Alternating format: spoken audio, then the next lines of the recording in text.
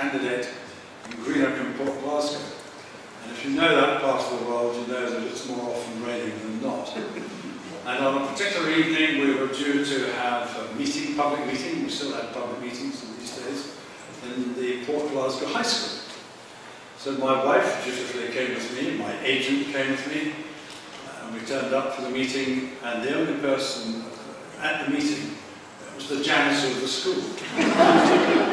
So we waited for about 20 minutes, and then my agent, an extremely resourceful man, said, "We're going to have dinner in a moment," he said. He went out, and he brought 2 chairs in from the corridor, and he put them in the classroom.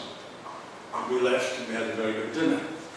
And Greenock had then, and it still has, a daily newspaper, the Telegraph. And the following morning, the Telegraph's banner headline was, "Extra chairs have to be brought into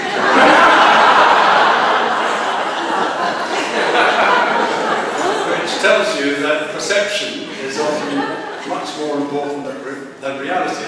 Although perhaps it's a rather dangerous thing to say on an occasion when we're going to have scientific expertise on display. Reference has already been made to the 600th anniversary campaign brochure. You'll know that St Andrews is described as offering a unique perspective from which to carry out research at the point where Earth meets marine biology.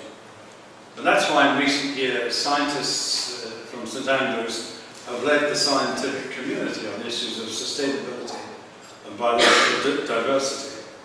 And as part of the 600th campaign, we are pledged to raise £17 million in support of energy research, the St Andrews Sustainability Institute, the Centre for Earth, Life and the Oceans, and the St Andrews Centre for Biological Diversity.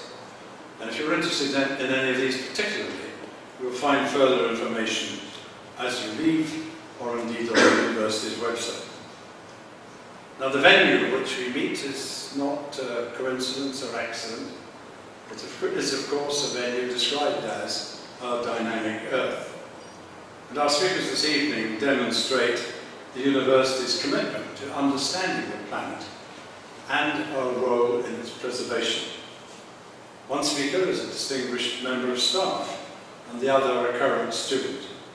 But both have travelled far and have dedicated much of their lives to learning about the delicate ecosystems that provide food and water, clean air and healthy marine environments.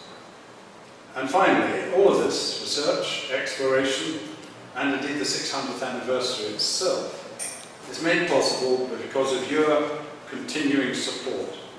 Your gifts allow the university to invest in the state-of-the-art equipment and research that makes St Andrews an international leader in science education. As the speakers will demonstrate, St Andrews graduates will climb mountains, explore the oceans, and discover solutions to some of our most pressing environmental problems. And your gifts help to give the education that enables them to take that first crucial step. So on behalf of the university, staff and students, I want to thank you. And now let me pass back to Patrick Degg to introduce the first of our speakers. The benefit of quite remarkable insight into the environment and also into the quality of the students that come to our university. I think we should be proud of both of our speakers, and I hope you'll join me in the formal vote of thanks.